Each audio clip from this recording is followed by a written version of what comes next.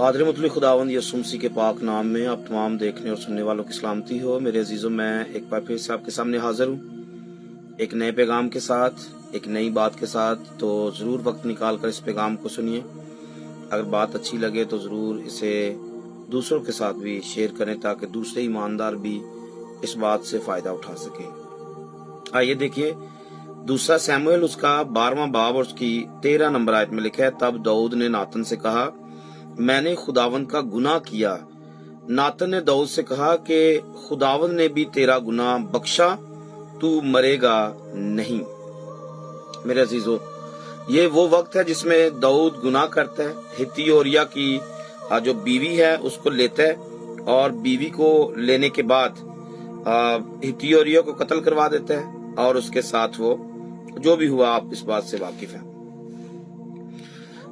यहाँ से जो मैं बात देना चाहता हूँ आपको वो ये है कि खुदावंद नातन जो है वो आकर मैसेज देता है और दाऊद जो है वो उस मैसेज को सुनकर मान लेते हैं, अपनी गलती को मान लेते हैं। पहली बात यहाँ से जो सीखने वाली है कि जब खादम आपको ये बताए कि आपने ये गुनाह किया, गलती की है, तो आगे से बहस व तकरार करने की बजाय मान लेने में ही इंसान की भलाई है।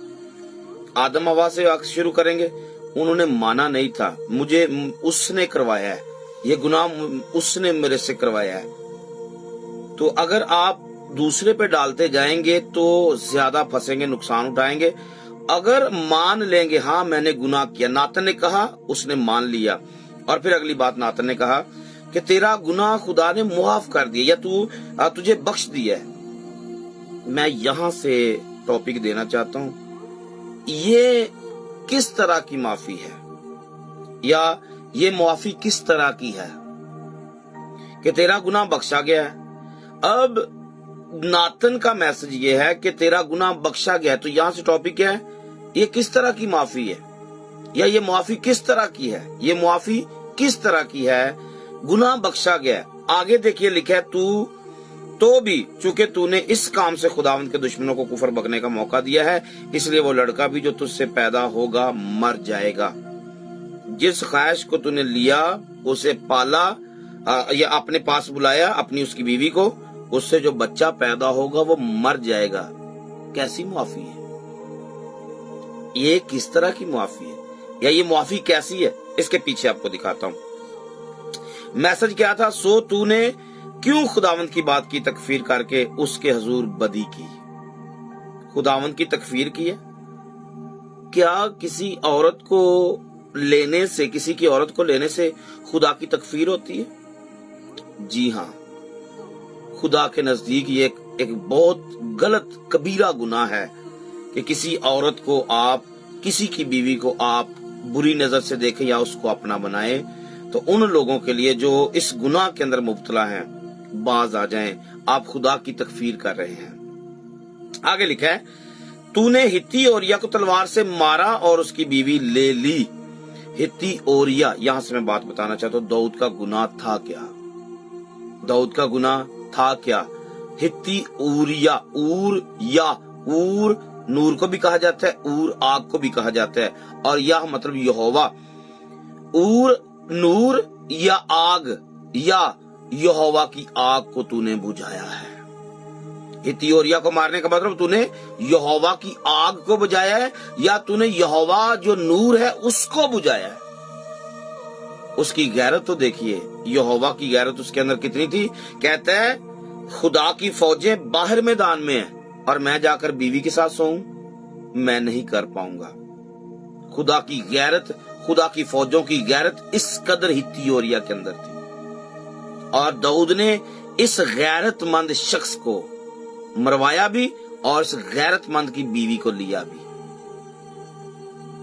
सोच के देखिए कितना बड़ा पाप हुआ है।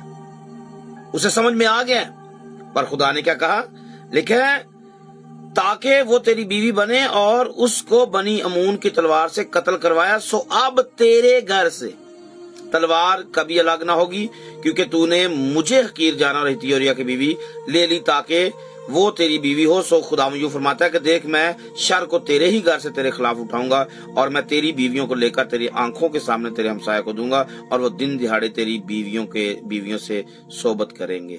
ایسا ہوا، اور پھر آگے جا کر کہے کیونکہ تو نے تو چھپ کر یہ کیا، پر میں سارے اسرائیل کے روبرو دن دہاڑے یہ کروں گا۔ تب داؤد نے ناتن سے کہا میں نے گناہ کیا، مان گیا میں نے گناہ کیا ہے، سزا سنا دی ہے، یہ ہوگا۔ اور آگے لکھا ہے ناتن نے داؤد سے کہا کہ خداوند نے بھی تیرا گناہ بخشا۔ یہ کیسی معافی ہے؟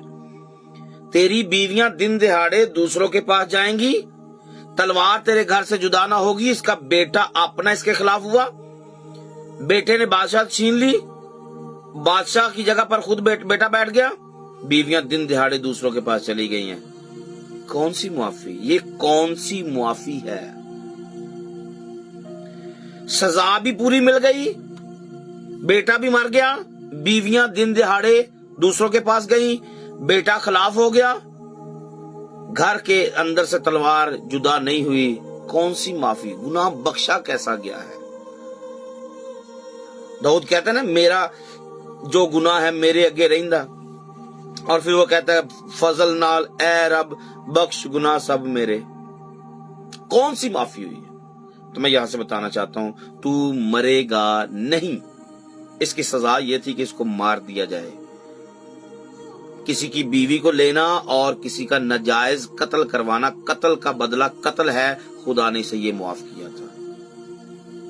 اس نے خدا کو، یہوہ کے نور کو بجھایا تھا، اس کو بجھا دینا چاہیے تھا، اور خدا نے اس کو معاف کیا۔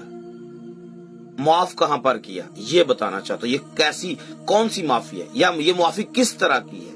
تو بتانا چاہتا ہوں گناہ بھی دو جگہ پر ہوتا ہے اور معافی بھی دو جگہ پر ہوتی ہے۔ ایک زمین پر معافی ہے، ایک آسمان پر معافی ہے۔ اور جو آسمانی معافی ہے، کتاب حیات سے بندے کا نام یا تو کٹ جاتا ہے یا پھر محفوظ ہو جاتا ہے۔ تو داؤد کا نام خدا نے کتاب حیات سے نہیں کاٹا، زندگی کی کتاب سے داؤد کا نام نہیں کاٹا گیا، یہ معافی تھی، پر زمین پر اسے بدلہ پورا ملا۔ اور یہاں سے میں بات ختم کروں گا۔